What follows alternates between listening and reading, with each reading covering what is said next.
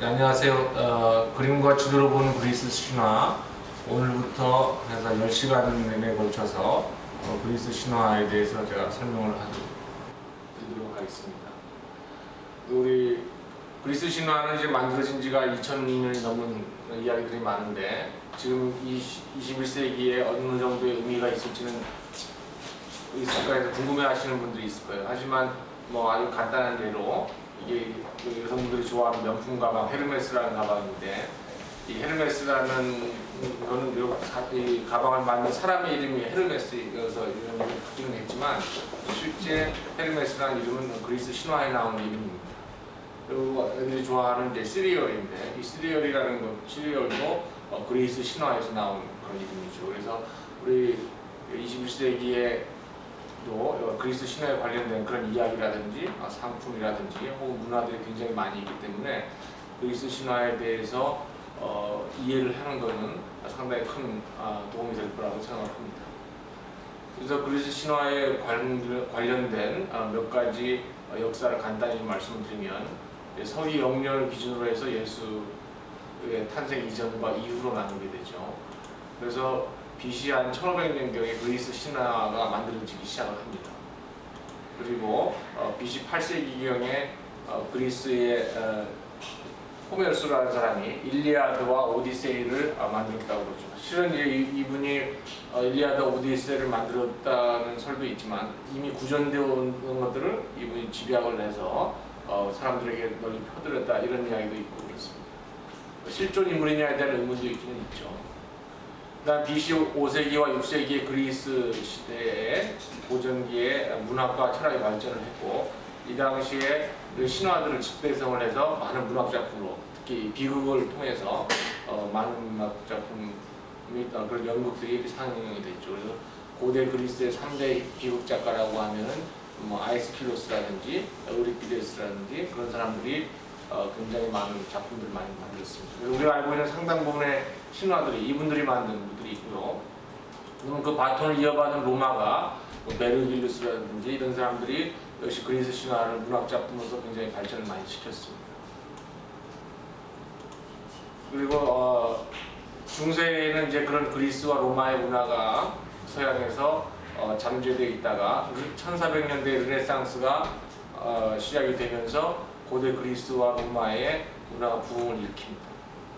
그리고 그 유명한 그 일리아드가 이제 트로이 이야기인데, 그 트로이 유적지를 19세기 말에 독일의 슐레이나이라는 사람이 트로이 유적을 발굴했다고 지금 주장을 하고 있습니다.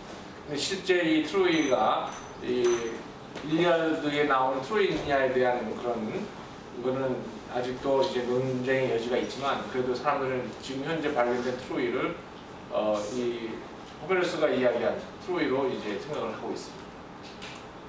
그 다음에 BC 756년에 로마가 건국이 되어 있고, 그 다음에 알렉산더는 BC 323년에 사망을 했죠. 그리고 성경에 나오는 아브라함이 이삭을 제물로 바치게 한 게 이제 BC 1800년대거든요. 그리고 모세가 이집트를 탈출한 것이 이제 BC 한 1200년대가 되죠.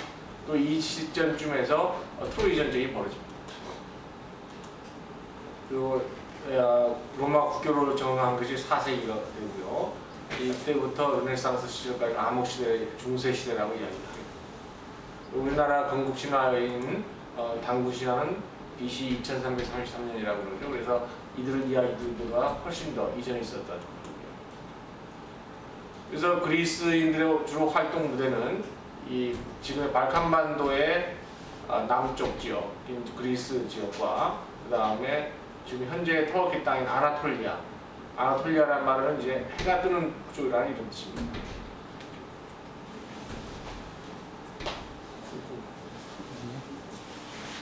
그래서 이 그리스인들이 이 활동을 했던 이런 땅 및 그 사이는 바다는 이제 바다를 에게해라고 그러죠. 그래서 이 주변 지역을 중심으로 해서 이분들이 활동을 했습니다.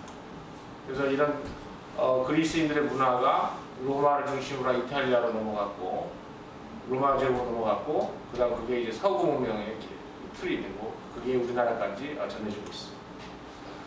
그래서 이제 이 그리스 신화를 어떻게 볼 것이냐, 꼭 그리스 신화만이 아니라 이제 다른 나라 신화도 마찬가지지만 이런 거를 좀 알아두시면 좋을 것 같아요. 19세기에 이제 헤켈이라는 학자가 이런 이야기를 했습니다. 생물의 개체 발생은 개통 발생을 되풀이한다. 이 말은 이제 사람도 이 뱃속에 있을 때에는 그 진화의 과정을 그대로 반복한다는 그런 의미입니다. 이 생물학적인 의미를